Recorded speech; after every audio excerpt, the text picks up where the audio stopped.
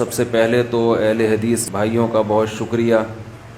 میں نے جب پیچھے آمین کی آواز آئی نا، مجھے خاندانی قسم کی آمین فاتحہ کے بعد تو اندازہ ہوا کہ یہاں ماشاءاللہ سارے اہل حدیث ہیں. اور تو اگر یہی اعتدال ہم سب کی طبیعتوں میں پیدا ہو جائے تو پھر تو مسئلہ ہی نہیں ہے. سعودی عرب میں آپ دیکھیں، ایک آدمی ہاتھ چھوڑ کے کھڑا ہوا ہوگا، ساتھ والا نے ادھر ہاتھ باندھا ہوا، تیسرے والے نے ناف پہ، چوتھے والے نے سینے پہ.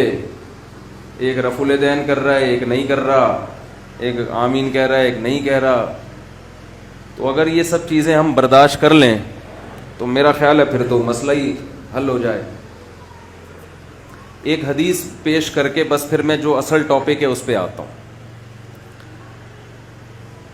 بخاری اور مسلم کی متفقن علیہ صحیح حدیث ہے بنو قریظہ کی. اس حدیث میں کچھ علمی نکتے ہیں، وہ نوٹ کر، وہ تو حدیث تو آپ سب نے سنی ہوگی لیکن اس میں کچھ اہم پوائنٹ ہیں نوٹ کرنے کے. وہ شاید آپ نے نہ سنے ہوں، وہ میں آپ کے سامنے پیش کروں گا. آپ صلی اللہ علیہ وسلم نے بنو قریظہ کی طرف ایک لشکر بھیجا اور حکم دیا کہ جب تک بنو قریظہ نہ پہنچ جاؤ عصر کی نماز نہیں پڑھنی. ٹھیک ہے، مشہور حدیث ہے. راستے میں نماز کا ٹائم قضا ہونے لگا.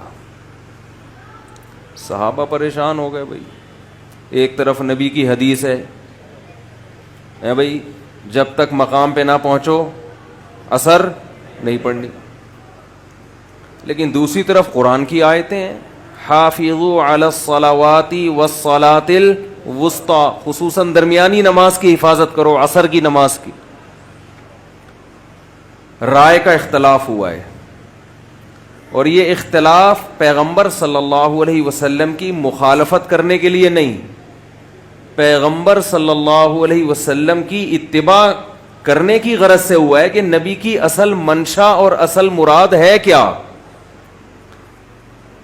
جنہوں نے ظاہر حدیث کو لیا، حدیث کے ظاہر کو، ظاہری الفاظ کو، انہوں نے کیا کیا کہ بھئی ہم نے نبی کے قول کے ظاہری الفاظ کو لینا ہے کہ عصر کی نماز جب تک بنو قریظہ نہ پہنچ جاؤ کسی نے نہیں پڑھنی. بس ہمارے لیے اتنا کافی. اس کی باریکی میں جانا، اس کا مفہوم تلاش کرنا، اس کا اصل مقصد کیا تھا، اصل منشا کیا تھی، ہم اس کے مکلف نہیں ہیں. تو انہوں نے نماز قضا کر دی. دوسرے فریق نے کیا کہا، بھائی نبی کی منشا یہ نہیں ہے، الفاظ تو یہ ہیں، منشا یہ نہیں. نبی عالم الغیب نہیں ہے، آپ کو کیا پتا کہ ہم بنو قریظہ جب پہنچیں گے تو نماز ہی قضا ہو جائے گی. اور یہ جو قرآن کا حکم ہے حافظوا علی الصلوات والصلاۃ الوسطی، یہ ایک عمومی حکم ہے. یہ قرآن کی آیت اصل ہے، اور حدیث ایک خاص شرط کے ساتھ مقید. یہ میں اصطلاحی زبان میں اس کو سمجھانے کی کوشش کر رہا ہوں. صحابہ نے اتنی ٹیکنیکل بحث نہیں کی تھی، انہوں نے تو سادہ نا، یہ تو میں ایک فقہی اور اصطلاحی انداز سے سمجھا رہا ہوں کہ اصل تو قرآن کی ایک آیت ہے، اور نبی کی جو مشہور اور متواتر حکم ہے وہ تو نماز کے قضا کرنے کی تو اجازت نہیں ہے، اسلام میں تصور نہیں ہے. تو یہ جو حکم دیا جا رہا ہے کہ بنو قریظہ پہنچنے سے پہلے، یہ ایک قید اس میں لگی ہوئی ہے. وہ قید یہ ہے کہ بشرطے کہ وہاں پہنچ جاؤ، اگرچہ اس کی صراحت نہیں ہے. دوسرے دلائل کی روشنی میں یہ شرط کی صراحت کی ضرورت نہیں تھی، یہ شرط لگی ہوئی ہے. ایک فریق نے نماز کو قضا کر دیا، دوسرے فریق نے نماز وقت پہ پڑھی. دیکھو نبی کے دور میں جو واقعات ہوئے ہیں نا، وہ اتفاقی نہیں ہیں، وہ اللہ کی طرف سے وجود میں لائے گئے ہیں امت کو ایک سبق دینے کے لیے. اسلام میں دو قسم کے اختلاف ہیں. ایک بنیادی عقائد، یہ بنیادی کا لفظ اس لیے بتا رہا ہوں کہ جب عقیدوں کی پیچیدگی میں جائیں گے تو اس میں بھی اختلاف ہوگا اہل حق کا. عقیدہ ہمیشہ اصولی نہیں ہوتا، عقیدوں کی بھی جب گہرائی میں جائیں گے نا پھر 10 فرقے بنیں گے. جو بیسک عقیدے ہیں اسلام کے ان میں اختلاف کی اسلام نے اجازت نہیں دی. اس میں اگر اختلاف کرے گا گمراہ ہے. ان 73 فرقوں میں 72 میں شامل ہے جو فی النار، جو جہنم کی آگ میں ہوں گے. وہ کیا اختلاف ہے؟ عقیدہ توحید میں اختلاف. جی ہمارا رائے کا اختلاف ہے کہ خدا ایک بھی ہو سکتا ہے، دو بھی ہو سکتے ہیں. رائے کے اظہار کی ہر ایک کو اجازت ہے. یہ نہیں، یہ مارکیٹ میں بولو بھائی، اتنا براڈ مائنڈڈ بننے کی ضرورت. عقیدہ توحید میں سب سے پہلے دعا لغیر اللہ، یہ شرک کی سب سے اعلیٰ قسم ہے. دعا لغیر اللہ سب سے اعلیٰ قسم، کہ آپ کسی کو یہ سمجھ کے کہ اللہ نے اس کو ما فوق الاسباب اختیارات دے دیے ہیں، یہ سمجھ کے جب آپ کسی سے مانگتے ہیں تو یہ دعا ہے.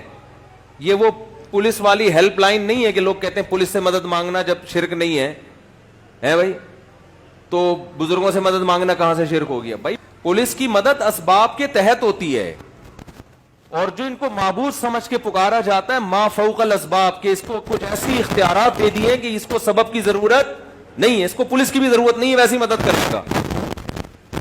تو عقیدہ توحید ہے، عقیدہ ختم نبوت ہے، عقیدہ رسالت ہے. آپ صلی اللہ علیہ وسلم اللہ کے نبی ہیں. جنت، جہنم، آخرت، ان چیزوں میں اختلاف رائے کی اجازت نہیں ہے. کوئی اختلاف رائے کرے گا تو ہم ماریں کوٹیں گے نہیں. اسلام کا ایک باؤنڈری ہے، اس باؤنڈری کے سے آپ کو نکلنے کی اجازت نہیں ہے. تو بیسک عقیدے، عقیدہ توحید ہے، عقیدہ رسالت ہے، عقیدہ تقدیر ہے. ان میں اسی طرح اہل سنت والجماعت کا متفقون علیہ عقیدہ ہے الصحابۃ کلھم عدول، سارے صحابہ کیا ہیں؟ عادل ہیں. حضرت معاویہ رضی اللہ تعالی عنہ سے مروی حدیثیں بخاری میں بھی ہیں، مسلم میں بھی ہیں. کوئی ایک محدث ایسا نہیں ہے جس نے حضرت معاویہ کی حدیث کو معاویہ ہونے کی وجہ سے چھوڑا ہو. کوئی ایک محدث ایسا نہیں ہے. دوسری بات ہے فروعی مسائل. اب مجھے ایک بات بتاؤ کہ فروعی مسئلے میں اسلام میں جو عملی مسائل ہیں ان میں سب سے زیادہ، یعنی توحید کے بعد سب سے اہم حکم نماز کا ہے یا نہیں ہے؟ جب آدمی مسلمان ہوتا ہے، یعنی شرک کے بعد سب سے بڑا جرم گناہ کیا ہے اسلام میں؟ نماز قضا کر دینا. امام احمد ابن حنبل تو اس کے قائل ہیں کہ وہ اسلام سے ہی خارج، اور عبداللہ بن مسعود کی صحیح حدیث بھی ہے اس بارے میں کہ ہم نبی کے دور میں کسی گناہ کو کفر نہیں سمجھتے تھے، لیکن نماز چھوڑنے کو ہم کیا سمجھتے تھے؟ کفر. اتنا بڑا حکم. ایک بات، صحابہ کا کس میں اختلاف ہو رہا ہے؟ یہ جو بنو قریظہ والی حدیث میں، نماز میں.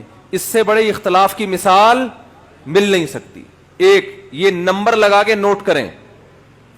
دوسرا، نماز بھی کسی سنت یا نفل نماز میں اختلاف نہیں ہو رہا. فرض میں کتنے پوائنٹ ہو گئے؟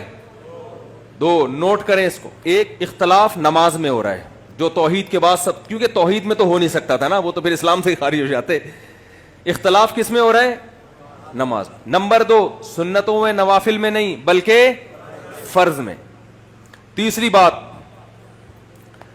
اختلاف اس نماز میں ہو رہا ہے جس کی اہمیت سب سے زیادہ. 5 نمازوں میں قرآن کہتا ہے الصلاۃ الوسطیٰ، سب سے امپورٹنٹ کون سی ہے؟ عصر کی نماز، اس کی حفاظت کرو. اس میں اختلاف ہو رہا ہے. اختلاف کی نوعیت کم ہو رہی ہے، بڑھ رہی ہے؟ بڑھ گئی. چوتھی بات، اس کی رکعتوں میں اختلاف نہیں ہو رہا کہ اس دفعہ عصر ہم نے 4 پڑھنی ہے کہ 2 پڑھنی ہے، بلکہ اختلاف اس میں ہو رہا ہے کہ پڑھنی بھی ہے کہ نہیں پڑھنی. کتنے پوائنٹ ہو گئے ہے بھائی؟ 4. پھر عصر کی نماز کی کسی صفت میں اختلاف نہیں ہو رہا کہ آمین آہستہ کہنی ہے کہ زور سے کہنی ہے، رفع الیدین کر کے کرنی ہے کہ رفع الیدین کے بغیر پڑھنی ہے، جو امام کے پیچھے ہوگا اس نے فاتحہ پڑھنی ہے کہ نہیں پڑھنی. یہ نماز کی صفات ہیں، نماز کا وجود نہیں ہے. جبکہ صحابہ کا اختلاف نماز کے عدم اور وجود میں ہو رہا ہے کہ پڑھنی بھی ہے، پوری نماز ہی پڑھنی ہے کہ نہیں پڑھنی ہے. اس سے بڑا کسی فروعی مسئلے میں اختلاف ہو نہیں سکتا. لیکن نبی نے کسی ایک کو بھی ملامت نہیں کی. اس سے ہمیں نبی صلی اللہ علیہ وسلم نے قیامت تک کے لیے اصول بیان کر دیا کہ دیکھو اگر مقصد پیغمبر کی اطاعت ہے تو اگر حدیث میں رائے میں اختلاف ہو رہا ہے تو یہ اختلاف کی وجہ سے ایک دوسرے پہ کیچڑ نہیں اچھالنا ہے، تو ہمیں اپنے اندر یہ تحمل پیدا کرنا پڑے گا.